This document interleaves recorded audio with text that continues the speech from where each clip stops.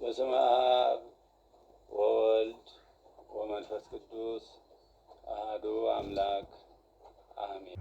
ወወልድ ወመንፈስ ቅዱስ አሐዱ አምላክ። በስመ አብ ወወልድ ወመንፈስ ቅዱስ አሐዱ አምላክ። በስመ አብ ወወልድ ወመንፈስ ቅዱስ አሐዱ አምላክ።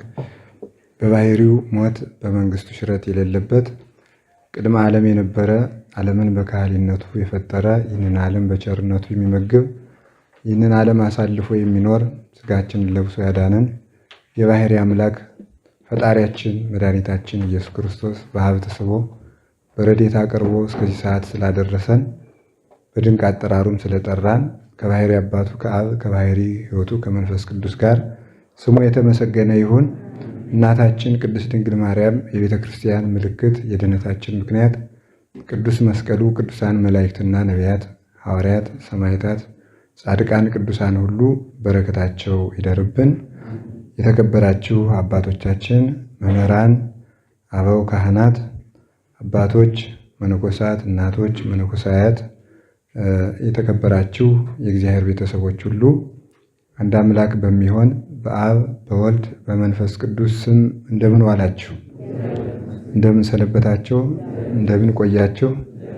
በቸርነቱ ያቆየን ፈጣሪያችን እግዚአብሔር ስሙ የተመሰገነ ይሁን። በመካከላችን አድሮ እንዲያስተምረን ቅዱስ ፈቃዱ ይሁንልን። የምንማረው ስለ ዕፀ በለስ ነው። ስለ ዕፀ በለስ ጥቂት ነገሮችን እንነጋገራለን ማለት ነው። በለስን ታውቋታላችሁና ክፉና በጎ የሚያሳውቀው ዛፍ በሚል ርዕስ እንማማራለን። እስኪ በሉ እንደገና በሉ እንጨምር።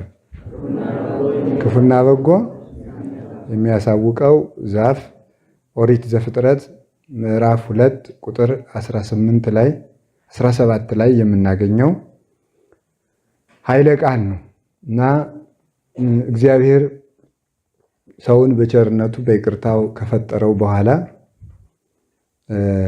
ለአዳም ስጦታ ነው የሰጠው። ስጦታ ለአዳም ሰጥቶታል። ከመከልከል በፊት ስጦታን ነው ያስቀደመ። በለስን አትብላ ከማለቱ በፊት ብዙ ነገሮችን ለአዳም ሰጥቶታል። ንጉሥ እንዲሆን፣ ሕያው እንዲሆን፣ እሱን እንዲመስል፣ ከሰማይ በታች ከምድር በላይ ያለውን ሁሉ እንዲገዛ ሰጥቶታል። በኋላ ይችን የከለከለውን ዛፍም ከመከልከሉ አስቀድሞ ያዘዘው ስጦታ ነው። የመጀመሪያው የእግዚአብሔር ስጦታ አትብላ ሳይሆን ብላ ነው። የመጀመሪያው ትእዛዝ ብላ ነው። ከብላ በኋላ ነው አትብላ የሚለው የመጣ ማለት ነው።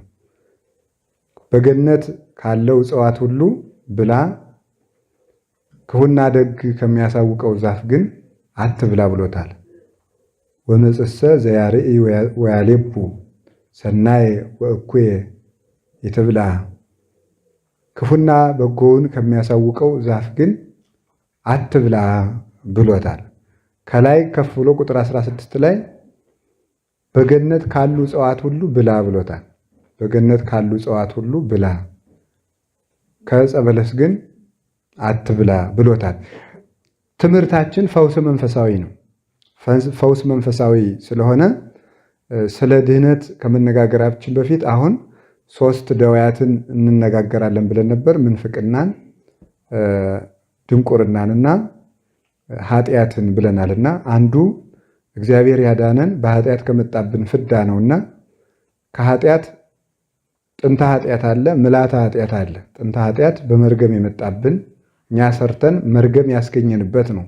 ምልዓተ ኃጢአት ከካሳ በኋላ ሰው ወዶ ለምዶ የሚሰራው፣ ቀድሞም ካሳ ሳይከፈል የሰው ልጅ ይሰራው የነበረው በገዛ ፈቃዱ የሚሰራው የሰው ልጅ ነው። ያኛው ሳንወድ በአንድ አዳም በአንዲት ሔዋን በእኛ ላይ ሁሉ የወረደው ጥንተ ኃጢአት ነው። በዚያ መርገም ማሰሪያ ሁላችን ታስረንበት እንኖር ነበረ። በኋላ ምልዓተ ኃጢአት ደግሞ የሰው ልጅ በገዛ ራሱ የጨመረው ነው እና ለዚህ ሁሉ ምክንያቱ ዕፀ በለስ ነው። በኋላ ሰው ጌታችን ኢየሱስ ክርስቶስ አድኖናል እና አዳነን ከማለታችን በፊት ጠፋን ማለት ስለነበረብን ዕፀ በለስን ለምንድን ነው እግዚአብሔር የከለከለን? እግዚአብሔር ዕፀ በለስን አትብሉ ያለበት ምክንያት ምንድን ነው? ዛፉ ስለምንድን ነው ክፉና በጎ የሚያሳውቅ የተባለው የሚባለው ትንሽ ነጥቦችን ብቻ ለዛሬ አጠር አድርገን እንነጋገራለን ማለት ነው። ይህ ክፉና ደግ የሚያሳውቀው ዛፍ የተባለው ዕፀ በለስ ነው። በገነት 3 አይነት እጽዋት ፈጥሮ እግዚአብሔር ዕፀ ሕይወትን ለምግብ የሚሆነውን ለአዳም እና ዕፀ በለስን ተክሏል። ዕፀ ሕይወትን መጨረሻ ላይ የሚሰጠው ነበረ። ዕፀ በለስን ሌሎችን እጽዋት ደግሞ በየጊዜው እንዲመገባቸው ፈቅዶለታል። በለስን ግን አትብላ ብሎታል ማለት ነው።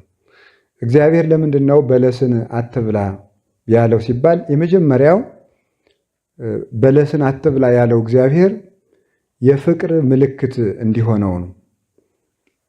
ለአዳም የፍቅር ምልክት እንዲሆነው በለስን አትብላ ብሎታል።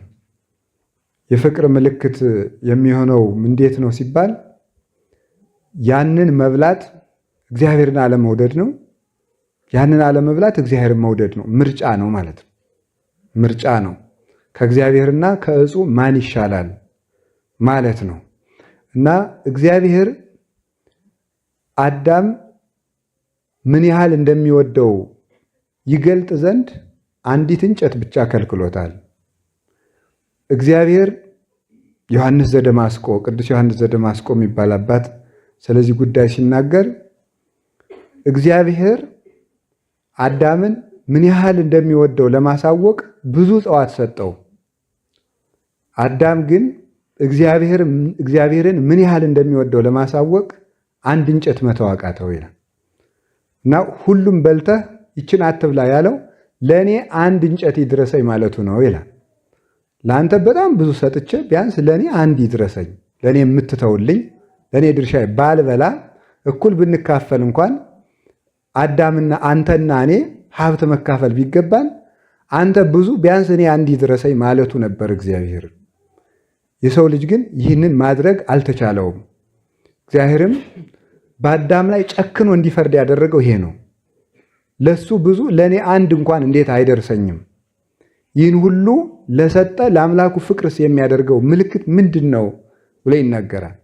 ዛሬም የሚፈርድብን በገነት ሁሉ ያሉ እጽዋት የሚባሉት ሊቁ እንደሚናገረው ገነት የተባለች ቅድስት ቤተክርስቲያን ስትሆን በገነት ሁሉ ያሉ እጽዋት የሚባሉት በቅድስት ቤተክርስቲያን ውስጥ ያሉ በረከቶች ሁሉ ነው። ክርስቶስ የሰጣቸው በረከቶች ናቸው።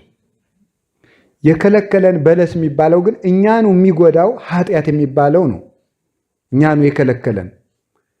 ስለዚህ እግዚአብሔር እኛን የሚቀጣን ይህ ሁሉ በረከት ሰጥቼ ለእናንተው የማይረባውን አንድ ክፉ ነገርን ብቻ እንዴት አትተውም ብሎ ዛሬም ሊፈርድብን የሚገባ ከዚህ የተነሳ ነው።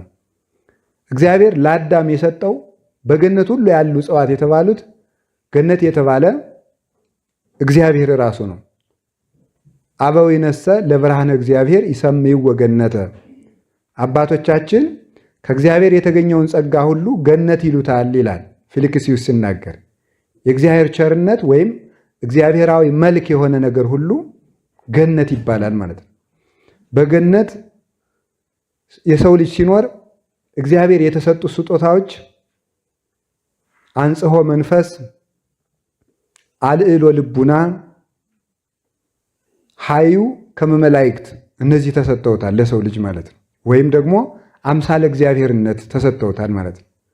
እነዚህ በገነት ሁሉ ያሉ እጽዋት የተባሉት እነዚህ ናቸው ማለት ነው። ከእግዚአብሔር ጋር በመኖር የሚገኙ የሰው ልጅ ልዕልናዎች ናቸው። በገነት ካሉ ሁሉ እጽዋት ተቀበል ማለት ገነት ማለት እግዚአብሔር ነው። በእግዚአብሔር መልክ ያለውን ቸርነት ሁሉ ውሰድ ማለት ነው። ለሱ የባህሪው ለእኛ የጸጋ ከመሆን በቀር የእግዚአብሔር ከሆነ ነገር ሁሉ ለሰው ልጅ ያልተሰጠ ምንም ነገር የለም። በካህሊነቱ አንጻር ካህሊያን ሁሉን ቻይነት፣ በአዋቂነቱ አንጻር አዋቂያን ለባውያን ጠቢባን አድርጎ፣ በሕያውነቱ አንጻር ሕያዋን አድርጎ፣ በንጽህናው አንጻር ንጹሐን አድርጎ የሰው ልጆችን እግዚአብሔር ፈጥሯቸዋል ማለት ነው። እኔ ሕያው ነኝና እናንተም ሕያዋን ትሆናላችሁ ብሎ የነገረንም ከዚህ የተነሳ ነው።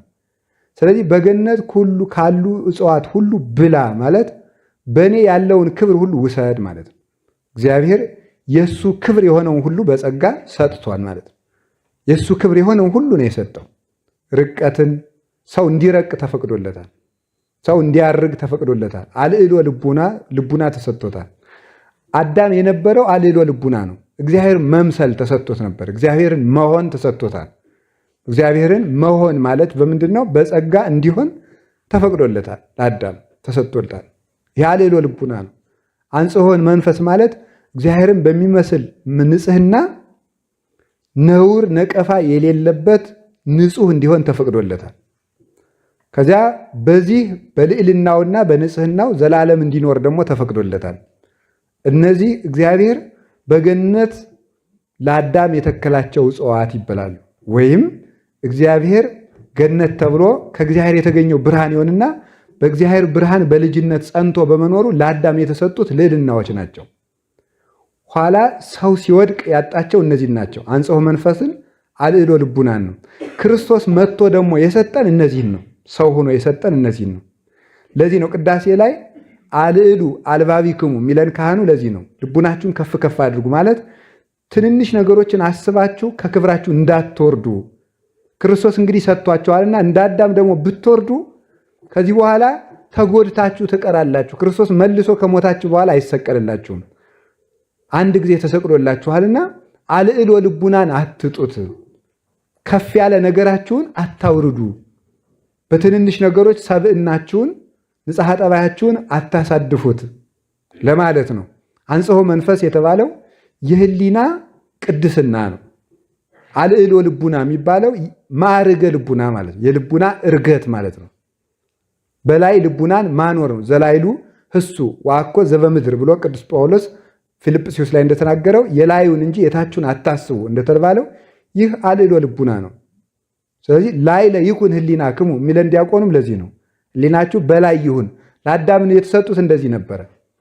ማዕርገ መላእክትን መመኘት ሲገባው፣ እነሱ በጸኑበት መጽናት ሲገባው ቅዳሴ መላእክትን እያስተማሩት መላእክት በጊዜያት መጥተው አብረውት እየጸለዩ ከባብ ጋር መመካከርን መምረጥ አልዕሎ ልቡናን ማጣት ነው።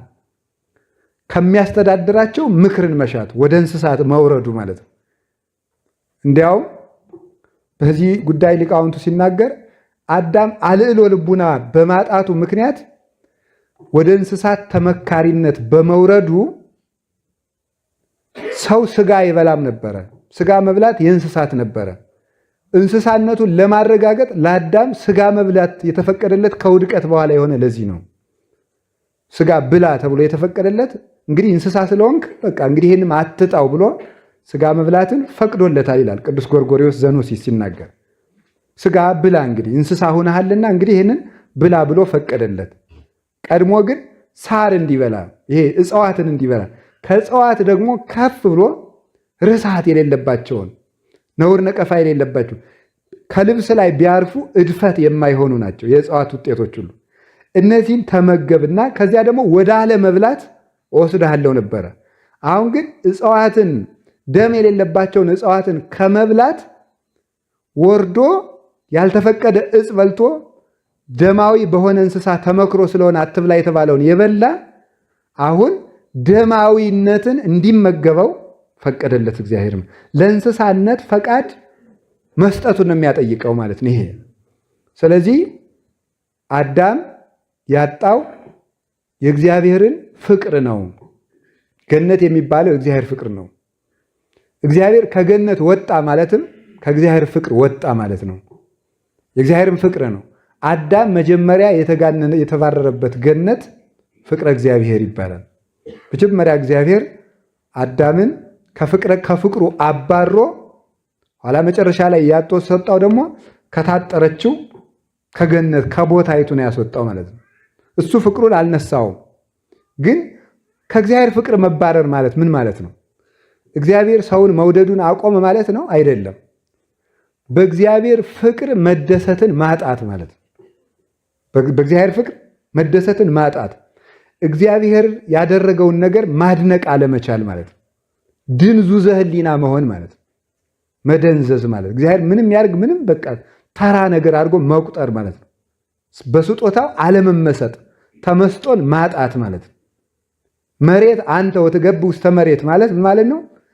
ልዕልናህን አጥተሃልና እንግዲህ እንስሳዊ ሁን ነው። ተመስጦን ነው አዳም የተነጠቀው። መሬት አንተ የተባለ አዳም መጀመሪያ በምኞቱ ምድራዊነት ነው። በምኞቱ ምድራዊነት ነው። ከምድራዊ ምክር ተቀብሎ ስላጠፋ መሬት አንተ ተብሎ ተፈርዶበታል ማለት ነው። እና ፍቅረ እግዚአብሔርን ማጣት እንዴት ያለ ከባድ ነው በእውነቱ ማለት ነው። በጸሎትም ጊዜ በቅዳሴም ጊዜ በገነት ካሉ እጽዋት ሁሉ መብልን ማጣት፣ ክብረ ቤተ ክርስቲያንን የምናጣው ተመስጦን ስናጣ ነው። ተመስጦ ስናጣ ጸሎትም ይሰለቻል፣ ማስቀደስም ይሰለቻል። ሁሉ ነገር ተራ ነው የሚሆነው። እዚያ በኋላ መቁረብ ራሱ ተራ ይሆንብናል። እግዚአብሔር ይጠብቀን እንጂ መቁረብም እንኳ ቢሆን ምንም ትርጉም የማይሰጥ ተመስጦ የማይሰጥ ይሆነናል። እንዲያውም ታውቃላችሁ አይደል የሆነ ሰሞን ተስተካክለን ስንቆርብ ስጋው ደግሞ በተቀበልን ቀን እግዚአብሔር ከኛ ጋር እንደሆነ እርግጠኛ የሚሆን ሕሊና ይኖረናል። ደስ ይለናል። በእውነቱ ደስታው ለእኛው እስኪታወቅ ድረስ ይደርሳል። ባልተዘጋጀንበት ባንዴው እኳ ዝም ብለን መቼም ከቆረብኩ ብዙ ቀን ሆነኝ ብለን ስንቆርብ ግን ምንም ትርጉም የማይሰጥ ይሆናል ማለት ነው። ያን ነው በገነት ካሉ እጽዋት ሁሉ ብላ ማለት የኔ ፍቅር ምግብ ይሁንህ ማለት ነው። ማር ይስሐቅ ለዚህ ነው ፍቅር ያለው ሰው ሁልጊዜ ክርስቶስን ይመገባል ያለው ይሄ ነው። በገነት ካሉ እጽዋት መመገብ ማለት ፍቅር እግዚአብሔር መመገብ አንክሮ ውስጥ መግባት ነው። ማድነቅ ማለት ነው። አድንቆ የተነፈገው ሰው ቢቀድስ ቢያስቀድስ አሁን ለምሳሌ አሁን ያሉ ያቋቋም መምህራንና ቅዱስ ያሬድን የሚለያቸው ምን ይመስላችኋል? ምድር የሚለያቸው ምልክቱም ምልክት ነው፣ ሰረገላውም ሰረገላ ነው። ምንድን ነው የሚለያቸው?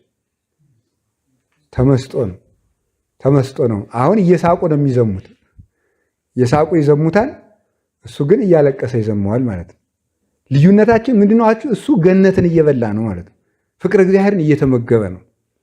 አምልኮተ እግዚአብሔር ከፍቅር እግዚአብሔር ነው የሚመነጨው። አምልኮተ እግዚአብሔርን የምናቋርጠው ፍቅር እግዚአብሔርን ያቋረጥንለት ነው። ፍቅር እግዚአብሔርን ስናቋርጥ ማምለክም እናቋርጣለን፣ መጸለይ እናቋርጣለን። ሁሉን ያስለመድናቸው በጎ ነገሮች ሁሉ መቋረጥ ይጀምራሉ።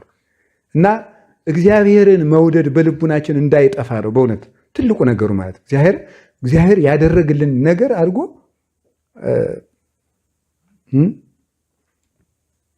የእግዚአብሔር ውበት የሚገባው ሰው ማለት ነው። የእግዚአብሔር ውበት፣ የእግዚአብሔር መልካምነት። አንድ በበረሃ የሚኖረው መነኩሴ አንዲት ሴት ሄደችና አየኸኝ አይደል በጣም እኮ መልካም ሰው ነኝ አለችው። ከፊቱ ወዳ ማለት ነው። ትክክል ነሽ፣ እግዚአብሔር ደግሞ የመልካምነት ሁሉ ምንጭ ነው አላት። በእሷ ውበት አንጻር ማን ይታየው ነበረ? የእግዚአብሔር መልካምነት ይታየው ነበረ። የእግዚአብሔር ውበት የእሷን ውበት አስረስቶታል ማለት ነው። እና እግዚአብሔር ፍጹም መልካም የሚወደድ መሆኑን የእግዚአብሔርን ውበት የማያዩ አይኖች ስላለን ምን ያህል ድሆች ነን በእውነት። እግዚአብሔርን ለዚያ እንዲያደርሰን ነው መድከም ያለብን። እግዚአብሔር ውብ ሆኖ የማይታያቸው አይኖች ናቸው ዓለምን የሚያደንቁት ማለት ነው። ስለማይቻለን ነው በዚያ ተጠልፈን የወደቅ ነው። እና አዳም ፍቅር እግዚአብሔርን አጣው። ፍቅር እግዚአብሔርን ሲያጣ የዕፅ ፍቅር አደረበት ማለት ነው። ጎመጀ፣ ለዚያ ተታለለ ማለት ነው። ክብረ እግዚአብሔር አደረበት እና እግዚአብሔር ሰጥቶን የከለከለንን ነገር እዩት። ዛሬ ያልሰጠን እስቲ ምንድን ነው? ምን አለ? ምን ያልሰጠን ነገር አለ? ድዊ መፈወሱን ሰጥቶናል። ሙት ማንሳቱን ሰጥቶናል። በእጽዋት መረማመዱ ሰጥቶናል። የመላእክት ባልንጀሮች አድርጎናል። ይሄ ብቻ ነው እንዴ? እሱ ራሱ መጥቶ ወንድማችን ሆኗል እኮ። እሱ ራሱ ወንድማችን እስኪባል ድረስ የክርስቶስ ወንድሞች ለመባል በቅተናል። አባታችን ልጆቹ ሆነናል። የሁሉ አደረገ። አንድ ነገር ከልክሎን፣ እርኩሰትን ብቻ ከልክሎን እምቢ አለን። በጣም እናሳዝናለን ማለት ነው። መወቃቀሳችን እኮ አይደለም ወደዚያ እንድንገባ ማለት ነው። ወደዚያ እና እግዚአብሔርን ከኃጢአት መውጣት የምንችለው እግዚአብሔርን ስንወደው እንጂ ስንፈራው አይደለም። እውነቴን ነው። ስንወደው ነው ከኃጢአት መውጣት የምንችለው። ስንወደው ከኃጢአት እንወጣለን። ስንፈራው ግን እየተሾለክን እንበድላለን። አንዳንድ ቀን ዲያብሎስ ሞኛ አይደል? ምን ደበቅ ነው የሚመስልን ማለት አይመስላችሁም? አይመስላችሁም? አንዳንድ ቀን እንደው እናንተ አስባችሁ አታውቁም? እኔ አስባለሁ አንዳንድ ቀን እና እንደው ከቤት ስዕል ካለ በጣም ደክሞ ግልብጥ ብዬ በማድር ቀን ስዕሉ እንዳያየኝ ይሸፍነዋለሁ። እንዳያየኝ ሞኝነት ያናድ ቀን ያስቀኛል ማለት ነው። ግልብጥ ብዬ ስተኛ ዛሬ ደክሞኛል ልተኛ ነው እንግዲህ ብዬ ስተኛ በደንብ አድርጌ አትሮንስ ሁሉ በዚህ አካባቢ አቁሜ ነው የምተኛ ማለት ነው። አንዳንድ ጊዜ ያስቀኛል። ቆይ እንጂ መጋረጃው ነው እግዚአብሔርን የሚሸፍነው ወይስ ምንድን ነው? በጣም ነው የሚደንቀኝ እኔ ማለት ነው። ፍቅር ሲገባ ፍርሃት ማለት ነው። እንዳይቆጡ ማለት ምናልባት ሌሊት አንዱን አውርዶ ጆሮ እንዳይሉ ብዬ ምን እንደሆነ አልታወቀም። በጣም አስቸጋሪ ነገር ነው ማለት ነው። እና ከህጉ ይልቅ ፍቅሩ ሊቀድም ይገባ ነበር ማለት ነው። ምንም ይሁን ምን በቃ አሁን አንዳንድ ጊዜ የሚመጻደቀው ሰው አለ። ይሄ በሳይንስ ተማርኩ ምናምን የሚለው ሰው ሁሉ እግዚአብሔር እዚህ ሁሉ ነገር እንዲሁ ዕፀ በለስን ባይተክልበት ለአዳም እንዲሁ ምን ችግር አለው ይልም የሚጃጃላል። እንዲሁ ከዚህ ሁሉ ነገር እግዚአብሔር ይሻለኛል ቢል አዳም ምን አለ ነው ዋናው ነገር ማለት ነው። እንዴት ያ ሁሉ ተሰጥቶ ሰው አንድ እንጨት መተው ያውቀዋል? እስቲ ለአንተ ብዙ እንጨት ሰጥቻለሁ በሉ ሁሉ ብላችሁ በሉ ሁላችሁ ለእኔ አንድ እንጨት ተውልኝ። እግዚአብሔር ያለ ይህንን ነው ማለት ነው። በጣም ብዙ ሰጥቶ አንድ ተወልድ አንድ ነው የከለከለን። እሷም ምን ትባላለች? ኃጢአት ብቻ ትባላለች ማለት ነው። ኃጢአት ብቻ ትባላለች። በስጋው በደሙ ሁሉ ሰጥቶናል። እንዲሁ እግዚአብሔር ከሚሆነው እኛም ማንሆነው ምን አለ? ብንረቅ ብንመጥቅ ብናውቅ ብንገዛ ብንራቀቅ ብንጸድቅ ብንኖር ምን አሁን እግዚአብሔርና እኛም እንዲሁ አሁን እግዚአብሔር እሱ የባህሪ ጌታ ሆኖ ከመመለኩ ውጭ እንዲሁ አሁን እሱ ተለይቶ ለእሱ ያለው ምን ቀረ? እሱም ዘላለም መኖር እኛም መኖር ይህ ሁሉ ሰጠ ማለት አንድ ብቻ ነው ተው ያለ እና አዳም ይሄን በማጣቱ እግዚአብሔር የቀጣው ፍቅሬን ለምን ታውክ ብሎ ነው። ከፍቅር እግዚአብሔር አያውጣን። አሜን በሉ እንጂ ብዙ ተሰጥቶን የተከለከለን ግን ምን እንወዳለን? አቤት ንገሩኝ እንጂ አንድ ነገር እንወዳለን ማለት የተከለከልነውን አንድ ነገር እንወዳለን። አሁን እርግጠኛ ነኝ እዚህ ውስጥ አሁን በአንድ ሳጥን ወርቅ፣ በአንድ ሳጥን ብር፣ በአንድ ሳጥን ዕንቁ አስቀምጬ በሙሉ አንድ ሳጥን ውስጥ ደግሞ ዱባ አስቀምጬ ቆልፌ ይችን እንዳትነኩ ብላውን ሰው ሁሉ የሚከፍታት ማንን ነው? ይችን የሚከፍታት ማለት ሰው እኮ በጣም ምስኪን እኮ ነው በእውነቱ ማለት የተከለከላትን አንድ ነገር ይቺ ምን ብትሆን ነው አትንካ ያለና ብሎ ያችን ይከፍታታል ማለት ነው። ያን ነው የሆነው ማለት ነው። እና ወደፊትም ሁላችንም በኃጢአት ባርነት ውስጥ እየኖርን ነው።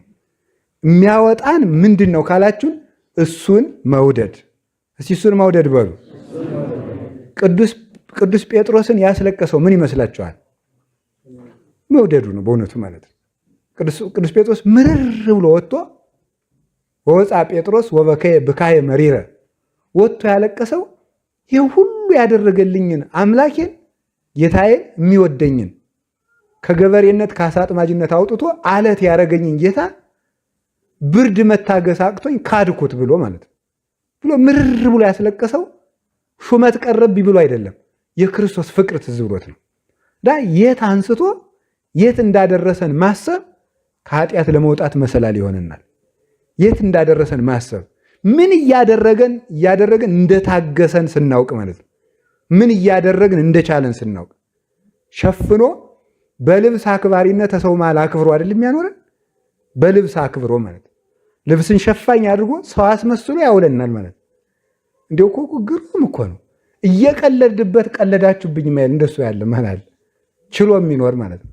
አሁን ያልሆነውን ማለት አሁን እስኪ አንድ መስሪያ ቤት ሄዱና እናንተ ሐኪም አይደላችሁም። የሕክምና ቅጥር መስሪያ ቤቱ ቢያወጣ የሕክምና ቅጥር ቢያወጣ ትሄዱና እዚያ ምንድነው ሐኪም ምንድነው ሐኪም ተቀጠራችሁ። በሌላው ቀን ሐኪም አለመሆናችሁ ሲታወቅ ምን ያደርጋሉ ሰዎች? እስኪ ንገሩኝ። የውሸት ማንነት በማድረግና ሰነድ በማጭበርበር ወንጀል እንከሰሳለን ማለት። አሁን እኛ ግን እኮ ያልሆነውን ነን ብለን ልብሶቻችን አራዳ አድርገን ስንኳሽ ስንውል ዝም እግዚአብሔር ማለት ነው።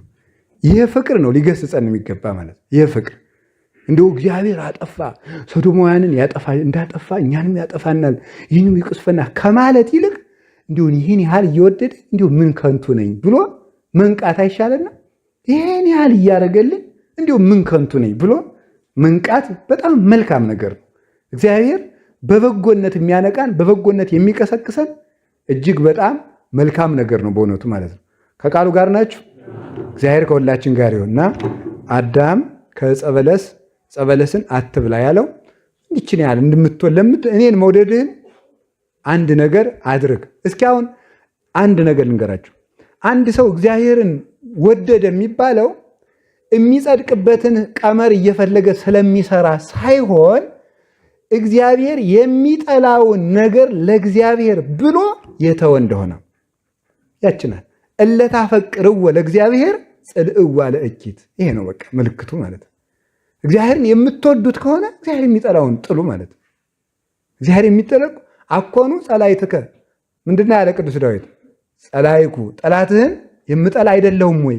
ጠላቶች ጠላቶቼ ናቸው ብሏል። ጠላቶችን እጠላለሁ። ስለዚህ የሚጠላቸው የእግዚአብሔር ጠላቶች ኃጢአት ናቸው። እግዚአብሔር አሁን የምንጸልይ ለምን ይመስላችኋል? የምንጸልይ አሁን እግዚአብሔርን ስለምንወደው ነው? ይሄን የሚያደርግ ሰው ካለን ይሸልመዋል። የምንቆርብ አሁን እግዚአብሔርን ስለምንወደው ነው? አይደለም። ካልቆረብኩ ጥሩ አይደለም ብለን ነው የምንቆርብ። የምንጸልይ ካልጸለይኩ ጥሩ አይደለም ብለን ነው የምንጸልይ። ቤተክርስቲያን የምንሄደው ጥሩ አይደለም ብለን ነው የምንጸልይ። ጥሩ አይደለም ማለት ለእኛ የሚመጣብንን አስበን ነው እንጂ እግዚአብሔርን ወደ ነው አይደለም የምናደርገው ማለት ነው። እግዚአብሔርን መውደድ ግን መገለጫው የመጀመሪያው ለእግዚአብሔር ብዬ እስኪ አንድ ነገር ልተው ነው። ሲያው እንግዲህ ዛሬ ከተወለድን 50 40 20 30 15 ዓመት ይሆነዋል ለዚህ ውስጥ ማለት እስከ ዛሬ ድረስ ለእግዚአብሔር ብዬ የተውኩት ምን አለኝ ብሎ ማሰብ። ለእግዚአብሔር ብዬ የተውኩት ካለኝ ነገር ሁሉ ከከበበኝ የኃጢአት ባለጸግነት ለእግዚአብሔር ብዬ የተውኩት ምን አለ ብሎ ማሰብ ነው በጎ ዋጋ የሚያሰጠው ማለት ነው። አብርሃም ለእግዚአብሔር ብሎ ዘመዶች ሁሉ ነው የተወው። ስጋውን ሁሉ ትቷል። ነውርን ሁሉ ትቷል። ለእግዚአብሔር አለው ለእግዚአብሔር ማፈርን ሁሉ ነው የተውት። ተገዘርልኝ ሲለው አብርሃምን ማፈርን ትቶ ለእግዚአብሔር እርቃኑን አጋልጦ መስጠትን። ቅዱሳን ለእግዚአብሔር እንኳን ኃጢአትን ክብርን ይተዋሉ ማለት ነው። ማፈርን ይተዋሉ። እና እንዲሁ አንድ እንጨት ብተውልኝ ምን አለ ያለው እግዚአብሔር። እስኪ እንደው አንድ የምትወዳትን ነገር ያስጎመጀችን ነገር ተዋት ነው። አሁን የዛሬው ትምህርታችን ውጤት መሆን ያለበት እግዚአብሔር ቢረዳን ማለት ነው። እኔም እናንተም አንዲት የምንወዳትን ዕፀ በለስ ከዛሬ ጀምሮ ለመተው ቃል ብንገባ ነው። ግቡ አላልኩም፣ ግቡ ነው ያልኩት እንጂ ማለት እያስማልኳችሁ አይደለም ነው። ለራሳችን ግን እስቲ መወሰን በቃ አንድ የምወዳት ዕፀ በለስ አለች፣ ከዛሬ በኋላ ይችን እተዋታለሁ። ተተዋላችሁ? እንድንተው እግዚአብሔር ይርዳን በሉ ነው ያልኩኝ። እንድንተው እግዚአብሔር ይርዳን። አንዲት በለስ ኩራት ያለበት ሰው ካለ ትተዋት ያችን እግዚአብሔርን ስለሚወደው ማለት ነው። ኩራት ያለበት ሰው ካለ ሌላም ምን አዘራዘረኝ የኃጢአት ሪፖርት ማቅረቢያ አይደለ ይሄ። ሌላም ጉድ ካለብን እስቲ እንዲያው ለእግዚአብሔር ብለን ያችን ልተውለት። ይችን በለስ ይሄን ሁሉ ፀሐይወት ሰጠኝ፣ ይሄን ሁሉ አጥራጥሮልኝ እስቲ እግዚአብሔር እንዲያው ይችን ልተውለት እንዲያው ይችን ብለን ማለት ነው። ለወዳጅ ተብሎ እኮ ስንት ነገር ይተዋልናት። ለወዳጅ ተብሎ፣ ለጎረቤት ተብሎ፣ ለወንድም ተብሎ፣ ለአንድ ባለውለታ ተብሎ እኮ ቀጠሮም ይሰረዛል። ለእግዚአብሔር ብለን እኮ አንድ የኃጢአት ቀጠሮ እንኳን አሳልፈን አናውቅም። አንድ የኃጢአት ቀጠሮ ፈልገን ተዘጋጅተን እንሰራታለን እንዳታልፍብን ማለት። ለእግዚአብሔር በብዙ ጊዜ መካከል አንድ ጊዜ ሳይኖረን ለኃጢአት ግን ፈልገን ሰከንድ እንኳን እናገኛለን። ያንን ጊዜ ማለፍ መቻል እግዚአብሔርን መውደድ በገነት መኖር ይሻለናል። በገነት መኖር የገነት እጽዋትን ሁሉ እየበላን ዕፀ በለስ እንድንታገስ እግዚአብሔር ይርዳን። ፍቅረ እግዚአብሔር በልቡናችን ይጽናልን። እሱን መውደድ ክርስቶስን የመውደድ ፍቅር አላችሁ? አዎ በጣም እንግዲህ ከወንጌላውያን መካከል ትልቁን ምስጢር የተናገረው ማን ነው? አቤት በሉ እንጂ ዮሐንስ ነው። እና ዮሐንስ ስንት ነገሮች ነበሩት? ከክርስቶስ ደረት ተጠግቶ ይቀመጥ ነበር አይደል? ከክርስቶስ ደረት ተጠግቶ እና ይሄ የክርስቶስ ደረት ተጠግቶ መቀመጥ ምንድን ነው የሚለውን ሊቃውንት ሲተረጉሙን ደረት ዝቅ ብሎ ምን ይገኛል? ልብ ይገኛል። ከክርስቶስ ደረት ይጠጋ ነበር ማለት የክርስቶስ የልብ ወዳጁ ነው ማለት ነው ብሎ ይተረጉማሉ። የክርስቶስ ልብ ወዳጅ፣ ክርስቶስን በሙሉ ልቡ የሚወደው ሰው ነበረ። በሙሉ ልቡ የሚወደው እና ከዛ በኋላ የክርስቶስ የልብ ወዳጅ በመሆኑ ለክርስቶስ ብዙ መከራን ሁሉ ታግሶ እንደውም የታወቀ ነበር። ዘልሙድ በኀበ ሊቃነ ካህናት የክርስቶስ ወዳጅ መሆኑ በሊቃነ ካህናት እንኳን የተመሰከረለት አብሮ የገባ ነበር እና ቅዱስ ጴጥሮስ ከፍቅር እግዚአብሔር በኋላ ሲቆም ነው ከክደትም ከሃይማኖትም የወጣው ማለት ነው። እና ልብ ብላችሁ ስሙ። ኋላ ወዴት እንደሚወስደን እያሳያችሁ ነው። በለስ ወዴት እንደምትወስደን እናያቸዋለን። መጽሐፍ ቅዱስ ላይ ያለውን ማለት ነው። ፍቅረ እግዚአብሔር ማጣት ከምን ያወጣል? ከአምልኮተ እግዚአብሔር ያወጣል። ከአምልኮተ እግዚአብሔር ማጣት ከሃይማኖት ያወጣል። ምንድን ነው ይሄ? ሕፃኑ ነው አይደል? ጥሩ ነው። ወደዚህ ያርጉ ሀሳባቸውን። እሺ ፍቅረ እግዚአብሔር ማጣት እንበል አንድ ጊዜ ምን ያሳጣል? ከአምልኮተ እግዚአብሔር ያዘገያል። አምልኮተ እግዚአብሔር የሚባሉ ጾም፣ ጸሎት፣ ቅዳሴ፣ ቁርባን እኒህን የመሰሉ ነው። ፍቅረ እግዚአብሔር ማጣት ከምን ያዘገያል? ከአምልኮተ እግዚአብሔር ያዘገያል። ከአምልኮተ እግዚአብሔር ማጣት ከሃይማኖት ያወጣል ማለት። በደንብ ብዛችሁ ደረጃዎችን እዩዋቸው። አዳም ፍቅረ እግዚአብሔርን ሲተው አምልኮተ እግዚአብሔርን ተወ። አምልኮተ እግዚአብሔር ደግሞ ጾም ናት ለአዳም የተሰጠችው፣ በለስን አለመቁረጡ ማለት ነው። እሷን ትቶ ለመብላት ሲወስን ሃይማኖቱንም አጣ። አዳም ሃይማኖት ጭምር ነው ያጣው። አሁን አዳም ያጠፋቸው 7 ጥፋቶች የሚባሉት አንዱ ጥፋት ሃይማኖትን ማጉደል ነው። ሃይማኖትን ማጉደል ማለት ሃይማኖት ማለት ልብ በሉ፣ ሃይማኖት ማለት እግዚአብሔር አለ ብሎ ያንን አምላክ ምን ማለት ነው? ማመን ማለት ነው። እግዚአብሔር ታማኝ ነው ማለት ነው። ምመን ነው፣ ታማኝ ነው፣ አይዋሽም ብሎ በልብ መቀበል ነው ሃይማኖት ማለት ማለት። ከዚያ ለዚያ ደግሞ ምላሽ መስጠት ነው ሃይማኖት ማለት። እግዚአብሔር አዳም መኖሩን ያውቃል። አዳም መኖሩን እያወቀ ተመልከቱ፣ እግዚአብሔር ታማኝ መሆኑን ግን አጎደለው። እግዚአብሔር ታማኝ መሆኑ በምንድን ነው ያጎደለው? በምን ይመስላችኋል? አምላክ እንዳትሆኑ ነው እንጂ ትሞታላችሁ ብሎ አይደለም ሲለው፣ ይህን መቀበል ማለት እግዚአብሔር ይዋሻል ማለት ነው። ምስጋና ይግባውና እግዚአብሔር ይዋሻል ማለት ስለ እግዚአብሔርን አያምነውም ማለት ነው። እግዚአብሔር ደግሞ መታመኑን ሲያጣ ከዚህ በላይ ምን ያርግ ነው የምትሉት? መታመኑ እንኳን እግዚአብሔር እኮ ሰው እኮ ሲጠረጥሩት እኮ አይወድም። እንዲሁ ሰው ከሚጠላው ነገር አንዱ በተለይ እንደው እንደ ትልቅ ሰው ቢጤ ነኝ ብሎ ካሰበ እንደዚህ ሲሉት ዋሽታል እያልከኝ ነው የሚለው ማለት ነው። ዋሽታል ማለት ነው እንዴ ይላል። እንግዲህ በጣም እኮ አስጨናቂ ነገር ነው ይሄ። ክቡረ ክቡራን እግዚአብሔር ዋሸ ሲሉት እንዴት አይቀየም? በእውነት ማለት ተው አትሞትም ትሞታለህ ብሎት ዲያብሎስ ሲነግረው አይ ስለምሞት አይደለም ማለት እምነትን ማጣት ነው። ሃይማኖቱን አጣ ማለት እግዚአብሔር ነው ያለውን አይደለም ያለውን ነው ማለት ሃይማኖትን ማጉደል ይባላል። ስለዚህ ዕፀ በለስን ያጣው አዳም በምንድን ነው ካላችሁ እምነት በማጣት ነው። እግዚአብሔርን ማመን ሲያቅተው እሱ መታመን አቃተው። እግዚአብሔርን ማመን ሲያቅተው እሱ ደግሞ መታመን አቃተው። ስላልታመነ ያዳም ተግባሩ ስነ ምግባሩ ብቻ ሳይሆን እምነቱን ጎደለ። ስለዚህ ያ ነው ከዚያ በኋላ አዳምን ተገልጦ አጽንቶ አላልኩ። እንዲያውም ልብ ብላችሁ ስሙ። እንዲያውም እግዚአብሔር አዳምን የቀጣበት ዋናው ምክንያት እግዚአብሔር ታማኝ መሆኑን እንዲገባው ነው። እንዲገባው ሳይቀጣው ቢቀር ኑሮ እግዚአብሔር እውነቱም ውሸታም ነው የለም። እግዚአብሔር እንደውም ውሸታ ዲያብሎስ እውነቱን ነው ውስጥ ምን ደረሰብኝ ለካ እግዚአብሔር እንዲያለ እያፌዘብኝ ነው ይል ነበር። ስለዚህ አዳም የእግዚአብሔር ታማኝነት እንዲገባው መቀጣት አለበት። ታማኝነቱ እንዲገባው ኋላ ግን አወቀ። እውነት ነው። አዳምን ያስለቀሰው እግዚአብሔር ለካ አትብላ ያለኝ አዳምን ያስለቀሰው ይውላችሁ ነው።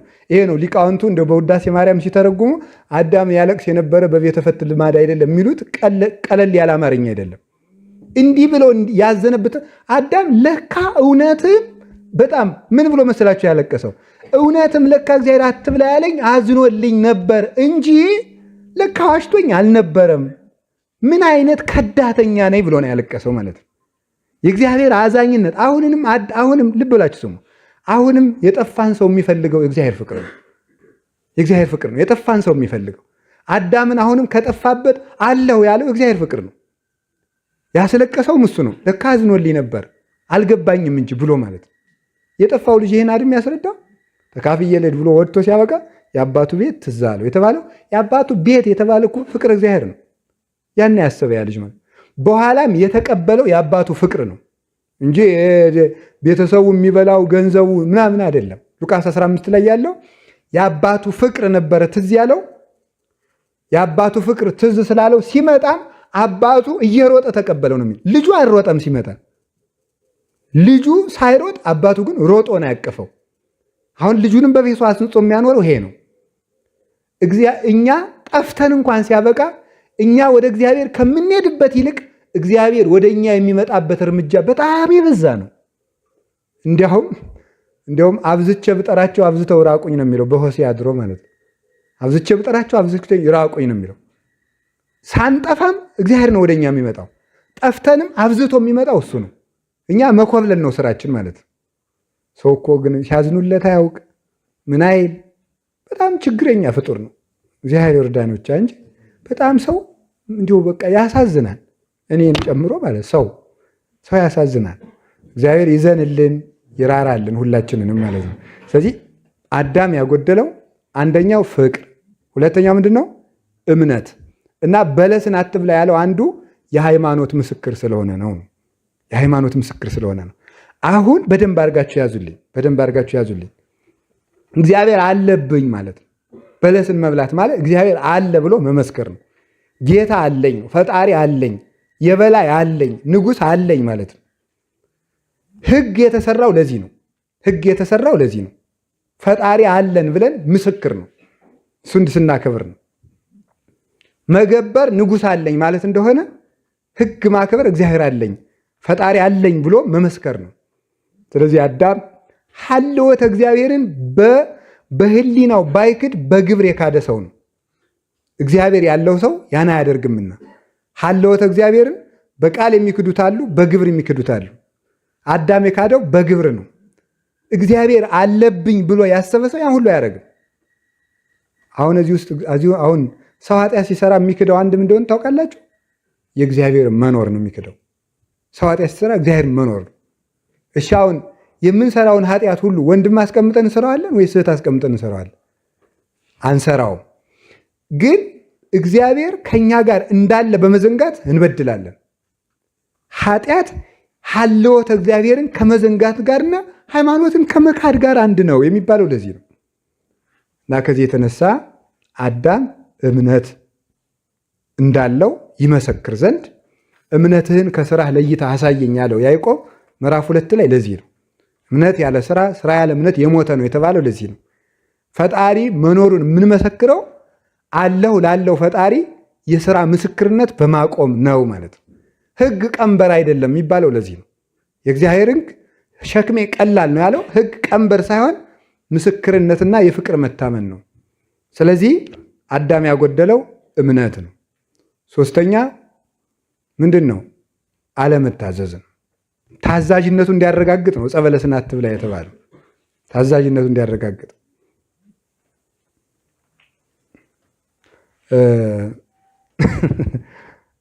ልጆች ማደጋቸውን በምን እንደሚያረጋግጡ ልንገራችሁ።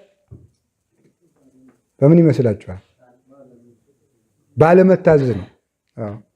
ልጆች በጣም ይደንቀኛል። ይሄንን የተናገረ ሊቅ አለ ያነበብኩትና ምን ይላል? ልጆች ማደጋቸውን የሚያረጋግጡት እምቢ በማለት ነው። አይደንጋችሁ? ትንሽ ከፍ ሲሉ ውሃ አምጣ እምቢ። ይድማ እንትን ያችን ጎረቤታችን ትናን ውሃ እንትን ወይም ቅል አውሽኝ ብላሻለች እናቴ ብላት እምቢ።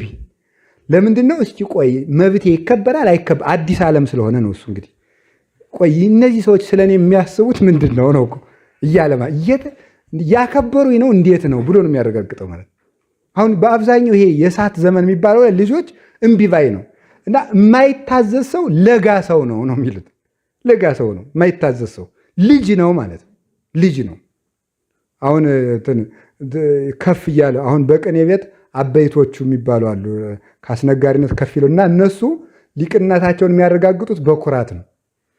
እንደው አይደረስ ነው ወደቱ ማለት በኩራት ሊቅነታቸውን ማረጋገጥ ይጀምራሉ ማለት። አሁን ምንድነው አድግ ያለው ነው። እድገቴን ትቀበሉታላችሁ አትቀበሉትም ነው ቁም ነገሩ ማለት ነው። ይሄ ነው ትልቁ ነገር ማለት። ኩራት የልጅነት ምልክት ነው እና አዳም ለምንም አይታዘዘው ነው አለመታዘዝ ነው። ያንን ለጋነቱን በዚህ ስላስረገጠ መታዘዙን ስላጣ እግዚአብሔር ደግሞ እሱን ቀጣው ማለት ነው። ስለዚህ እግዚአብሔር ዕፀ በለስን ያቆመው እስቲ በዚህ ታዘህ አክብረኝ ነው። እግዚአብሔርን በምን ልናከብረው ነው? ስለዚህ አንድ ነገር ልንገራችሁ። እግዚአብሔርን ማክበር ማለት እግዚአብሔር ተው ያሉትን ነገር እስኪ አሁን ቆይ ልንገራችሁ። አሁን ለምሳሌ የገዳሙ አበምኔት የኔታ ቢመጡ እንነሳለን አንነሳም?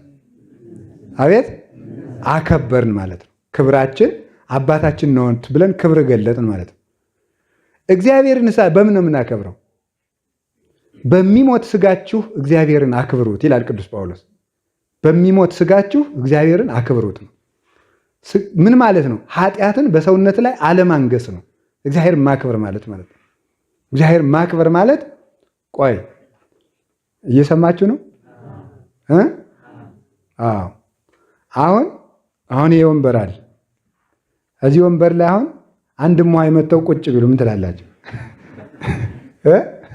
ምንድነው የምትሉት? እዚህ ላይ ቁጭ ቢሉ ወይም ካርዲቱ አንዱ እዚህ ጉብ ቢል ምን ትላላችሁ? የመድኃኒዓለም ያለ አትሉ? በጣም እኮ እንላለን አይደለም እንዴ? በጣም ጥሩ ነው። ስለዚህ አሁን ምንድን ነው ተመልከቱ። ሰውነታችን የማን ዙፋን ነው? የእግዚአብሔር ዙፋን ነው። ኃጢአት ስናስቀመጥበት ዙፋኑን ቀማን ማለት ነው። ዙፋን እየቀማ ነው። ማክበር ማለት ይሄ ነው። እግዚአብሔርን በሚሞት ስጋችሁ ማለት የምናከብረውን ሰው መቀመጫ ለቀን እናስቀምጠዋለን። ለእግዚአብሔር ብለን ክብር መታዘዛችን መግለጥ አለብን። ካልሆነ ግን እምቢተኛ ልጅ ነን። በእምቢተኛ ልጅ የማይመሰል ወልድ ነው የተባለ ልጅ ነው። እምቢ አይልም። አይ በእምቢተኛነትስ አይመስለውም ያለው ለዚህ ነው ማለቱ ማለት ነው። ወልድ ልጅነቱን የገለጠ ምን ማለት ነው? በመታዘዝ ነው። ትክክለኛ ልጅነት ማለት መታዘዝ ነው። እሱ ምን አለ? ለአባቱ ይታዘዛል። እና ልጅነታችሁን በመታዘዝ አረጋግጡት እንጂ አባቴ ደረጃ ደርሻለሁ በማለት ልጅነት አይረጋገጥም ማለት ነው። ክርስቶስ ራሱን ከአባቱ ጋር አስተካክሎ ለአባቱ በመታዘዝ ልጅነቱን ይገልጥ ነበረ። ስለዚህ የአባቶች ልጅ መሆን ማለት መታዘዝ ነው። አዳም ያጣው ይሄን መታዘዙን በማጣት ነው። እየሰማችሁ ነው? እየሰማችሁ ነው? አራተኛ አዳም ዕፀ በለስን ሲበላ የተፈረደበት ለምንድን ነው ሲባል አይምሮውን ባለመጠበቁ ነው። አይምሮውን ባለመጠበቁ ነው።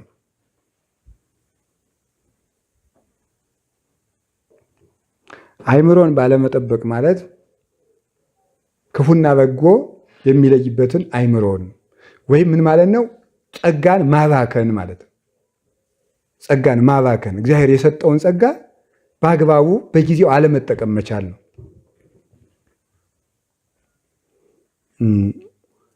እሺ ዕፀ በለስን ብትበሉ ምን ትሆናላችሁ? በሉ እንጂ ትሞታላችሁ። ዲያብሎስ መጥቶ ደግሞ ዕፀ በለስን ብትበሉ መልስ አምላክ መሆን ከተቻለ አንተ ብላና አምላኩን ማለት ይቻል ነበር ማለት ነው። ይህን አይምሮን ባለመጠቀም ተፈረደባቸው ማለት ነው። ይህን አይምሯቸውን ባለመጠቀም እውቀትን አለመጠቀም፣ እውቀትን እየሰበሰቡ ቁጭ ማለት ያስቀጣል ነው። አለመሰብሰብም ያስቀጣል። ደግሞ እንደዚህ ስላችሁ ደግሞ አትልማርም ነው የምትሉት። ለስላችሁ እየሰበሰብኩ የሚቀጣበት ከሆነ አቤት ያርፍ የተኛለው እንዳትሉ ደግሞ ማለት ነው። እውቀትን አለመጠቀም ያስቀጣል። እውቀት ሰጥቶታል። ክፉ በጎ እንዲለይ እግዚአብሔር ለአዳም ስልጣንን ሰጥቶታል። ያንን ነው ያልተጠቀመበት ማለት ነው። ክፉና በጎ እንዲለይበት የተሰጠውን አእምሮ ባለመጠቀሙ አሁን ብዙ ሰው እውቀትን ያከማቻል። አይገርማችሁም? እኔ በጣም ይቺ ቤተክርስቲያን ደስ የምትለኝ እና ደግሞ የምታሳዝነኝ ምንድን ነው ካላችሁኝ፣ እግዚአብሔር በሰጠ አእምሮ ይቺ ቤተክርስቲያን ደስ የምታሰኘው የሚልና እውቀቱን ለማስተማር ብቻና ለመምከር ብቻ የሚጠቀምበት ሰው አለ። ታውቃላችሁ አይደለም? አዎ፣ ቁረቡ ይላል የማይቆርብ ስጋው ደግሞ ሳይቀበል ስለ ቁርባን ብጥር አድርጎ የሚሰብክ ሰው አለ ማለት ነው። እሱ አይቀበልም፣ እንዲሁ እንደ አህያ ማለት ነው።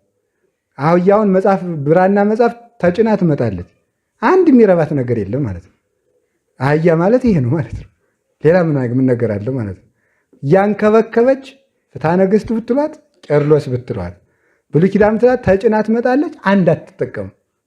እንደ አህያ ከተጫኑት ጭነት አለመጠቀም ማለት ይሄ ነው። አይም ክፉና በጎ ለይለት ብሎ ባሪያው በአምሳሉ ፈጥሮት ከውስጡ ባስቀመጠው ንጽሐ ጠባይ ወይም በአእምሮ ጠባይ ተጠቅሞ እባብን እንኳን እንዴት መርታት አትችልም? አንድ ሰው ሰልጥኖ ስፖርት ሰርቶ መትረጌስ ታጥቆ ውሃ ቀጅ ባገዳ ብታባረር ወታደሩ ይቀጣል አይቀጣም? ይቀጣል አይቀጣም? ይቀጣል። ይሄ ሁሉ ትጥቅ አስታጥቄ እንዴት አንዲት ውሃ ቀጅ እንዴት መመለስ አይቻልም ብሎ ንጉሱ ይቀጣዋል። እግዚአብሔር በልጅነት አክብሮ በእውቀት አጎልምሶት በአይምሮ በልባዊ አበልጽጎት አንዲት እባብ እንዴት ተከራክሮ ማሸነፍ ያቅተዋል? ይህን በማድረጉ እግዚአብሔር የሰጠውን ጸጋ ባለመጠቀሙ አዳም የተጎዳበት ምክንያት በዚህ ነው። እግዚአብሔር በሰጠን ጸጋ ለመጠቀም ያብቃን።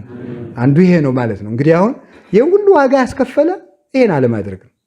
በሰጡት ጸጋ አለመጠቀም። ጸጋ ሊባክን አልተሰጠም። ሁሉ ነገር ልንጠቀምበት የሰጠ ነው አላችሁ። እግዚአብሔር ከሁላችን ጋር ይሆን። ስለዚህ አባታችን አዳም አእምሮውን ባለመጠቀሙ አንዱ የተጎዳበት ምክንያት፣ ባለመታዘዙ አንዱ የተጎዳበት ምክንያት፣ ፍቅረ እግዚአብሔርን በማጉደሉ አንዱ የተጎዳበት ምክንያት፣ ሌላው አዳም የተጎዳበት አንዱ ምክንያት በበለስ ምክንያት የተጎዳ ነፃነትን ያለ አግባብ መጠቀም ነው። እስኪ በሉ ነፃነት ምን ማለት? ያለ አግባብ መጠቀም። ነፃነትን ያለ አግባብ መጠቀም ማለት ክፉና በጉን እንዲያደርግ እግዚአብሔር በቃ ሰውን በነፃ ፈቃድ ነው የፈጠረው፣ የፈለገውን እንዲያደርግ ማለት ነው። ያ ማለት ግን እግዚአብሔር ሰው አታድርግ የተባለውን ሲያደርግ እጁን አይዘውም ማለት ነው እንጂ ባደረገው ነገር አይቀጣውም ማለት አይደለም። ይህንን ያውቃል። አሁን ብዙዎቻችን ኃጢአት የምንሰራው ነፃነታችን ያላግባብ በመጠቀም ነው። የሚያስረን ስለሌለ ነው። እግዚአብሔር ሲያስር የማይታይ ፖሊስ ሲሆን ሲያስር ይታያል። ትራፊክ ሲሆን መኪና ሲያስቆም ይታያል። ወታደር ቢሆን ሲቀጣ ይታያል። እግዚአብሔር ግን ስለማይታይ ነፃነታችን ተጠቅመን ኃጢአት እንሰራለን። ያለ አግባብ ነፃነትን መጠቀም መንግስት ሰው ወዳጅና ጠላቱን ለመለየት ሲፈልግ ምን ያደርጋል መሰላችሁ? ትቸዋለሁ ሌላ ጉዳይ ያመጣል ማለት ነው። እና አሁን ለምሳሌ ይሄ መብት ነው አይደለም? ይሄ እኔ በእንደዚህ ማለት መብቴ ነው አይደለም? እንደዚህ ብሎ ይሄ መብቴ ነው ማለት ይቻላል? አይቻልም ማለት ነው። ይሄ ህዋው ተፈቅዷል። የሰው አይን እስኪያወጡ ድረስ ዶ ግን መብት አይደለም። ነፃነትን አለመጠቀም ማለት ወይም ያላግባብ መጠቀም ማለት ይሄ ነው ተብሏል አይደለም? አባቶቻችን ነግረውናል። ትንቢተ ኤርምያስን መሰረት አድርገው ማለት ነው። ይሄ ከንስር ወገን አንዱ ግልገል ሲወል ግልገሎቹ የሚዝናኑት ምን እያደረጉ ነው? የአባታቸውን አይንን እናንቆረ እያሉ ማለት ነው። አሁን ይሄ መዝናናት ነው እንዴ? እንዲሁ እኮ አይደረስም። የአባትን አይን በማንቆር ጨዋታ አለ የለም። ኋላ ደግሞ እነሱ ሲሉት እሱ ደግሞ በአፉ ጠቅቶ ይገላቸዋል ማለት። ነፃነትን ያላግባብ መጠቀም አባትነት ሊያድጉበት ነው እንጂ ልጅ መሆን አይን ሊያወጡበት አይደለም። ይሄ ነው ችግሩ ማለት። አይን ሊያወጡበት አባትነት አልተሰጠም። አባትነት የተሰጠው ምን ሊደረግበት? ሊያድጉበት፣ ሊጠበቁበት ነው። አባትነት ሊጠበቁበት፣ ሊመገቡበት። አባት አሳዳጊ ነው። አባት ጠባቂ ነው። አባት መጋቢ ነው። እነዚህን ያደርጋል። አባትን ግን ዓይኑን ሊያወጡት ግን አይፈቅድም። ይሄ ነው ችግሩ። አዳም ያለው እግዚአብሔርን ዓይንህን ላውጣህ ነው ያለው። ዓይንህን ላውጣህ ማለት ነው በጌትነቱ መምጣት። እኛ እንኳን በአቅማችን የማይነካ ነገር ሰው ሲነካብን ምንድን ነው ገና አሁን በዓይኔ መጣ እንላለን አይደለም? አዎ ገና አሁን በዓይኔ መጣ ይባል። ይሄ ነፃነት እንግዲህ እስከዚህ ፈቅጄልሃለሁ። ከዚያ በተረፈ ግን ለምሳሌ የፓትርያርኩን መስቀል መሳለም ይቻላል አይቻልም? ከዚያ በኋላ ደግሞ ዘውድዎትን አውልቀው ይስጡኝና እኔም ለአንድ ቀን ፓትርያርክ ልሆን ገና አሁን በዓይኔ መጣ ማለት ይሄ ነው ማለት ነው። ይህ የማይፈቀድ ነገር ነው፣ ነውር ነው በእውነቱ ማለት ነው። ያለ አግባብ መምጣት አሁን በጌትነቱ መጣ ማለት ነው። ነፃነትን ያለ አግባብ መጠቀም ይሄ ነው አንዱ የሚያጠፋን። ነፃነት ለጽድቅ የተሰጠ ነፃነት እንጂ ለኃጢአት ልንጠቀምበት አይደለም ነው። ይሄ ነው መብታችን አይደለም። እንዲሁ በነገራችሁ ላይ ኦርቶዶክሳዊ ሰው መብቴ ነው አይልም እንዳትሉ ለወደፊት። ይህ መብት የሚባል ነገር ምንድን ነው? መብት ነፃነት የምትሉ ባይሆን ጥሩ ነው በእውነቱ። ነፃነት ይባላል እንጂ መብት የሚባል መብት ግዴታ የሚባል የፖለቲካ ቋንቋዎች ናቸው። እኛ የምንጠቀምበት ሌላ ነው በእውነቱ ማለት ነው። ስለዚህ ነፃነታችንን በአግባቡ ተጠቅመን እንድንድንበት እግዚአብሔር ይርዳን። አሜን በሉ እንጂ። ነፃነት የተባለው አንድ ሰው እስኪ ነፃ መውጣት በሉ። አሁን እናንተ ነፃ ናችሁ አይደላችሁም? በምንድን ነው ነፃ የሆናችሁት? አይ መቼ ተመስገን ነው እኮ። እና ስለዚህ ረሰየነ ንጹሐነ ወግዑዛነ ይላል። አያችሁ ካህኑ ሲጸልይ በጣም በጣም ውድ ጸሎት ናት ይቺ። ነፃ የወጣን አድርገን ይላል። እና ሰው መጀመሪያ ነፃ ማውጣት ያለበት ከራሱ ነው። ከማን ነው ማውጣት ያለበት? አሁን እናንተ ከራሳችሁ ነፃ ወጣችኋል። እንዲያ ከሆነ የጸጋ ስግደት እሰግድላችኋል። ለምን? ነፃ ወጣችኋል ማለት እኮ በቅቻለሁ ማለት ነው። ነፃ መውጣት እኮ ከገዛ ፍላጎቱ ከመሻቱ የወጣ ሰው ነው። ከመሻቱ የወጣ ሰው የምንጠፋው እኮ መሻታችንን ተጠቅመን ነው።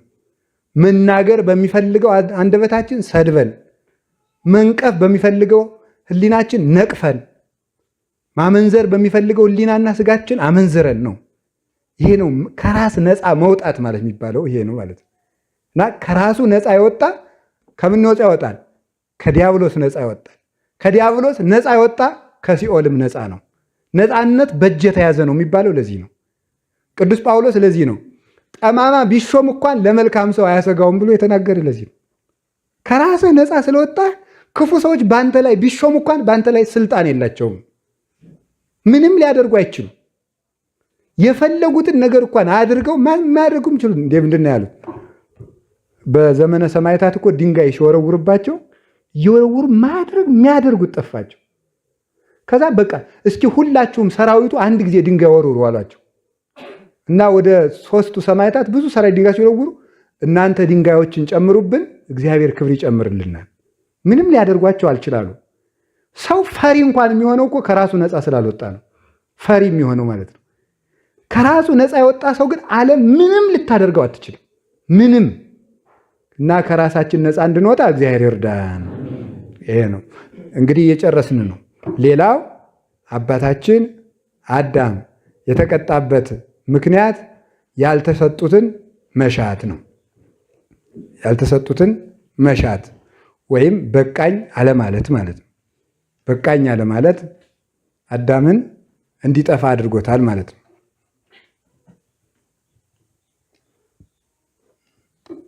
ወይም ደግሞ ክፉ መሻት ማለት ነው። ክፉ መሻት አቤት እንዲያው እኮ እንዲያው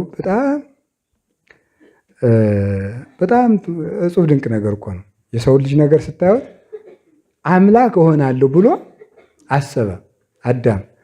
አሁን አምላክ እንደው ደሞስ እኮ እንደው አንደኛ ሞኝነቱ ማለት ምንድን ነው? አሁን ዕፀ በለስን የሰራው ማን ነው? እግዚአብሔር ታዲያ የራሱ መንግስት የሚገለበጥበትን እንጨት የሚሰራ ይመስለዋል? ጅልነቱ እኮ ነው ይሄ እኮ ማለት ነው። ሞኝነት ነው እንዴ? አንደኛ ባህሪው አይገለበጥም። የሱ የባህሪ አምላክ ነው። የባህሪ አምላክ ነው። ሁለተኛ ደግሞ ይህንን እንኳን መረዳት አለመቻል በማደጎ እግዚአብሔር ሊኮን እንደማይቻል ማወቅ ይገባል። በዚያውስ ላይ ደግሞ አዳም እንደው የሚቻል እንኳን ቢሆን አዳም እንጨትን በልቶ እግዚአብሔርን መዋጋት ከቻለ እንጨትን የፈጠረው እግዚአብሔር አዳምን መዋጋት አይችልምን? ዘተከላሁ ለእዝን እይሰምዕኑ ጆሮን የተከለ አይሰማምን? ዓይንን የፈጠረ አያይምን? ተብሎ የተነገረው ለዚህ ነው። ያልተሰጠውን በመሻቱ ምክንያት የተፈረደበት። እኛ አሁን የሌለንን እንዲያው ቅድምም ስላልኩት ነው እንጂ ለማስባል እኮ እማንቆፍረው ጉድጓድ እኮ የለም፣ እማንወጣው ተራራ እንዲያው አሁን ጨማምረን አስውበን ታልባ ወጥ ሰርተን ዶሮ የሰራን አስመስለን እኮ የምናቀርበው መሶቡን አሽጎርጉረን ምን እንትን እንደዚህ ብለን በቃ እኔ ይገርማችኋል እንደዚህ ሁኜ በዚህ እንትን ሳለን በዚህ ቦታ እንማር ሳለን እናቴ ራሱ ደግ ሰው ነበረች። ቤተክርስቲያን ዘይት ሄዳ አባቴ እንደዚህ ያለ ጥሩ ሰው ነበሩ። ቤተሰባችን በሙሉ የቄስ ዘር ነው። ምናልባት አንድ ደብተራ ይሆናሉ ያሉ ምን እዚህ ተሩ የሌለንን ክብር አላችሁ መባለን መውደድ እንዲሁ ከዚህ መቼ ነው ነፃ የምንወጣው? እንደው በእውነቱ ማለት ውሸታችን ቦግ አድርገን ብድግ ብሎ እኔ በቃ እንደዚህ አድርጎ መነኩሴ ሁሉ እኮ ነው የሚያነገው ውሸቱ። እመቤቴ የማይዋሹ መስሏቸዋል፣ ይዋሻል። እኔ በዚህ እንዲህ አድርጌ እኔ ስመነኩስ እንደዚህ ብዬ በዚህኛው ገዳም ይህን ያህል ተጋድዬ በዚህ እንትን ብዬ በዚህ ወጥቼ እንደዚህ ሰርቆ ሌላ ገዳም ቢባረር እንኳን የገዳሙ ስርዓት ይከበር ብዬ ነው የሚለው። እንደዚያ ነው የሚለው በእውነቱ ማለት ነው። እኔ እንደዚህ ብዬ ሕግ ስላጸናውባቸው መነኩሴ ሁሉ ጠሉኝ ነው ሊል የሚችለው ማለት ነው። እና ውሸታችን ማለቂያ የሌለው እስመ ሐሰት ርዕሰ አመፃ ነው። ደግሞ ውሸታችን እንንቃለን። ለክብራችን ተጨንቀን ከኋላ ግትሮች ነው የምንኖረው። እና ይህንን ያልተሰጠነውን መሻት ከምን ይመጣል መሰላችሁ? እንደ አዳም አምላክ መሆን መፈለግ ብቻ አይደለም። እንደ አዳም አምላክ መሆን መፈለግ ብቻ ሳይሆን አምላክን ትቶ በለስን መሻት ማለት ክብርን ለማስጠበቅ መዋሸት ማለት ነው። ይኸውላችሁ ክብርን ለማስጠበቅ ምን ማለት መዋሸት። አሁን እንዲሁ ብድግ ብሎ ሰው አሁን ብድግ ብሎ አሁን እንግዲህ እንዲሁ አሁን እኔን አንድ ካባ ሰርቆኝ እንኳ ቢሆን ይህን ካባ የገዙልኝ እኒህ አባት ናቸው ብል ነው የሚለው ማለት ነው። በቃ መልካም ነገርን የኛ ለማድረግ ክፉ ያልሆነን ነገር እኔ ያልሰራሁትም ለማለት እንዋሻለን። እግዚአብሔር ከውሸት ነፃ ያወጣል። ብዙ ሰው ውሸታም ነው። እውነቴን ነው የማምነት። ይሄ ውሸታችን መቆም አለበት። ደግሞ የውሸት ትንሽ የለውም። ውሸት በጣም ነውር ነው በእውነቱ። ክርስቲያንነት እኔ አሁን እንዲሁ አደራችሁም በሞት ያፈርሰው ይጃችኋለሁ። ማውቀው ወይኔ የለኝም ወይም አባው የለኝም ወይም ቄስ የለኝም ወይም መርጌታ የለኝም ሲዋሽ ማለት ነው። ቁም ነገሩ ውሸታሞች ነን ነው። መዋሸታችን መተው አለብን። አንዋሽ። ሞልጨን የምንዋሸው ነገር እና እንዲያውም አንድ ነገር ልንገራችሁ። ቅዱስ ባስልዮስ ዘቂሳርያ የሚናገረው አንድ ነገር ልንገራችሁ። እግዚአብሔር ከሚበድል ሰው ሁሉ በላይ ይሄ ውሸትና ዝሙት በጣም ከባድ የሆኑት ለምንድን ነው ይባላል ብሎ ይጠይቃል። ከኃጢአት ሁሉ በላይ ዝሙትን እንዲያውም ከውሸት ሁሉ ያሳንሰዋል። እሱ ከውሸት ያሳንሰዋል። ምክንያቱም የሚዘሙት ሰው ቢያንስ ከፍርድ ባያስመልጠው እንኳን ቢያንስ ግን ምክንያት አለው። ምክንያቱ ምንድን ነው? ስጋው ነው። ስጋው ያሰቃየዋል። የሚዋሽ ሰው ምን ምክንያት አለው? ምንም ምክንያት የለው። በዚህ ምክንያቱ ከእግዚአብሔር ፍርድ ሊያመልጥበት የሚቻለው ነገር ምንም ምክንያት እስከማይኖረው ድረስ ውሸታም ሰው እጅግ ከባድ ነው። ግን ዝሙትና ውሸት ግን ከኃጢአት ሁሉ ለምንድነው ከባድ የሆኑት ሲባል እነዚህ ሁለት ኃጢአቶች ቀጥታ የእግዚአብሔርን ባህሪውን ስለሚቃረኑ ነው። እግዚአብሔር ባህሪው ምንድን ነው? ንጹሕ በሉ። ሰው እርኩሰትን ሲሰራ ቀጥታ ማንን ነው የሚቃረነው? እግዚአብሔርን የሚቃረነው። እግዚአብሔር ባህሪው እውነት ነው። እውነት ስለሆነ ተመልከቱ፣ ሰው ሲዋሽ ቀጥታ ከእግዚአብሔር ጋር ይቃረናል እና የመጀመሪያዎቹ የዲያብሎስ የበኩር ልጆች ውሸታም ሰዎች ናቸው ይላል ባስልዮስ ዘቂሳርያ። መዝሙር አንድን ሲተረጉም የመዝሙር አንድ ትርጓሜ ላይ ሲናገር የመጀመሪያዎቹ የዲያብሎስ የበኩር ልጆች ውሸታም ሰዎች ናቸው። የሚዋሹት ደግሞ ክብራቸውን ለማስጠበቅ በቃ ያንን አድርገው በዚህ ብለው ይዋሻሉ። እና ዕፀ በለስን መብላት ማለት ይሄ ነው ማለት ነው። ጸበለስን መብላት ማለት አላችሁ የላችሁም? እግዚአብሔር ከሁላችን ጋር ይሁን እና ከውሸት እግዚአብሔር ይሰውረን በእውነቱ ማለት ነው። እኔ ከዛሬ በኋላ እንደማንዋሽ እርግጠኛ ለመሆን እግዚአብሔር ይርዳን። እስኪ እንዳንዋሽ በሉ። ማን ይርዳን? እግዚአብሔር ይርዳን በእውነቱ እንዳንዋሽ። እኔ ቅዱስ ጳውሎስ እንዳልዋሻችሁ እንደውም ልንገራችሁ የእግዚአብሔርን ቃል በማታለል አልሰበክናችሁም ነው የሚላቸው።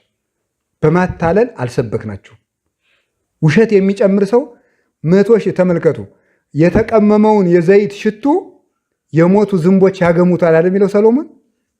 ሺህ እውነት ያለው ሰው አንድ ውሸት ካለው በእግዚአብሔር ፊት እድል ፈንታ የለውም። እውነተኛ ሰዎች የእግዚአብሔር መልክ አላቸው በእውነቱ ማለት ነው። ስለዚህ አዳም ሔዋን እንዲህ ያደረጉት አሁን ሔዋንም ቢሆን አውቃ ነው እንጂ አዳምም አውቆ ነው። ሔዋን አሳሰተች የሚል አውቆ ነው። አምላክነቷን እሱም ውስጡን ስታሸው ነበር ማለት ፈልጓታል። ለዚያ ነው እግዚአብሔር ያልተቀበለው ምክንያታቸውን። ሔዋንም ቢሆን ፈልጋ ነው የበላቸው። እባብ አታለለች ምናምን የሚባል ነገር የለም። ፈልጋ አምላክነቱን ፈልጋ ነው እንጂ አታለለች ማለት ፍላጎቷ እውቀቱም አላት ፍላጎትም አድሮባታል። እና ክብርን መሻት ውሸታም ያደርጋል። በሉ እስቲ ክብርን መሻት ምን ያደርጋል? ውሸታም ያደርጋል በእውነቱ ማለት ነው። ይህንን ነው ውሸታም ያደርጋል። መዋሸት ደግሞ እግዚአብሔር ጋር ያቀርናል።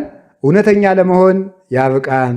ክፉና በጎ የሚያሳውቀው ዛፍ የተባለበት ምክንያት ባጭሩ በለስ ቢተውት እግዚአብሔርን ያሳውቃል፣ ቢበሉት ምን ያሳውቃል? ሞትን ያሳውቃል ማለት ነው። ይሄ ነው ክፉና በጎን የሚያሳውቀው ዛፍ እንጂ ዕፀ በለስ እውቀትን ይገልጣል ማለት አይደለም። ቢተውት እግዚአብሔርን፣ ቢበሉት ሲኦልን። ቢተውት ማን ያሳውቃል? ቢበሉት እሳ እንደዚያ ያለ ነገር አለ። በጣም የሚገርማችሁ እንደ ዋዛ አንድ ጓደኛ በሆነ ዘመን አሳይቶ አሳውቆን መላቀቅ ያቃተን በለስ የሆነ እውቀት ብዙ እውቀት አለ። የተከለከሉ እውቀቶችን ለማየት አለመጣር፣ ዕፀ በለስን አለመብላት። እግዚአብሔር የከለከላቸውን እውቀቶች ባናውቃቸው የሚጠቅሙን ከማወቃችን የተነሳ ደግሞ ክፉ ልማድ ሆነው የሚቀሩ ብዙ ነገሮች አሉ። እነሱን መጠበቅ በለስ ከሆነ ነገር እስኪ ልሞክረው አለ ማለት ነው። አዝቅጦ ይዞ ይቀራል። ሲል ሞክረው እንዲህ ምን ያደርጋል ብሎ ቢሞክሩ እንዲሁ እስኪ አንዳንድ ቀን ምን ይላል አንዳንዱ ሰው እስቲ ነው ወጣም ምን በል እዚህ ታስረን እኮ ነው እንዲሁ መከራ ምን የሚል ሰው ሰምታችሁ ታውቃላችሁ? የያዕቆብ ልጅ ዲና ነበረች። ዲናና ሔዋን አንድ ናቸው። የያዕቆብ ልጅ ዲና ዘፍጥረት 34 ላይ ያለችው በዚህ ሀገር ያሉ ሰዎች ቆላፋን ናቸው፣ ያልተገዘሩ ናቸው፣ ሴት አይተው አያልፉም ተይሏል። እስኪ እንዲሁ ተንቀሳቅሼ ልምጣ ብላ ሄደች ማለት ነው። ይሄ ነው በለስ ማለት። እንዲሁ አንድን ነገር እስቲ ልሞክረው ማለት በእነዚያ ሰዎች ዘንድ ያለውን ነገር እውነትና ሐሰት መሆኑን ላረጋግጥ ብላ ወዲያ ዘወር ስትል ተቀብሎ አንዱ ከኃጢአት ጣላት ማለት ነው። ከዚያ በኋላ ወንድሞቿ ደግሞ ሄደው ያንን ሰው ለመግደል የሀገሩን ሰዎች በሙሉ ገደሉ። ለብዙዎቻችን ጥፋት የሚሆነው ኃጢአት የሚመጣው ምንድን ነው? እስኪ ልሞክረው ብለን ማወቅ ሳይገባን ማወቅ ፈልገን የገባንበት ነገር ነው ማለት ነው። ለብዙዎቻችን ሀገር የተባለ ምን ይመስላችኋል? ሀገር የተባለ እኮ ሰውነት ነው። ሰውነታችን በኃጢአት እንዲጠፋ የሚያደርገው ልሞክረው ብለን አንድ ቀን ወጣ ብለን ከያዕቆብ ቤት መውጣት ማለት ቤተ ያዕቆብ የተባለች ቤተ እግዚአብሔር ነው። ከፈቃደ እግዚአብሔር ወጥተን እንሞክረው ብለን አጋንንት በዘሯቸው የኃጢአት መንደሮች የለቃቀምነው ልቅምቃሚ እውቀት ሀገር ሰውነታችንን ያጠፋል ማለት ነው። ሀገር ሰውነታችንን ያጠፋል። ያ እንዳይሆን ነው ክፉና በጎ ከሚያሳውቀው ዛፍ አትብላ የተባለው ለዚህ ነው። ቢተውት እግዚአብሔርን፣ ቢበሉት ሲኦልን የሚያሳውቅ ዛፍ ማለት ነው። ያስተማረን እግዚአብሔር ስሙ የተመሰገነ ይሁን። በእንጨት የጠፋነውን በእንጨት ስላዳነን ክብር ምስጋና ለእርሱ ይሁን። ወስብሐት ለእግዚአብሔር። ይቆይ። ሁላችንን መጨረሻችንን አምላካችን እግዚአብሔር በቸርነቱ ያሳምርልን።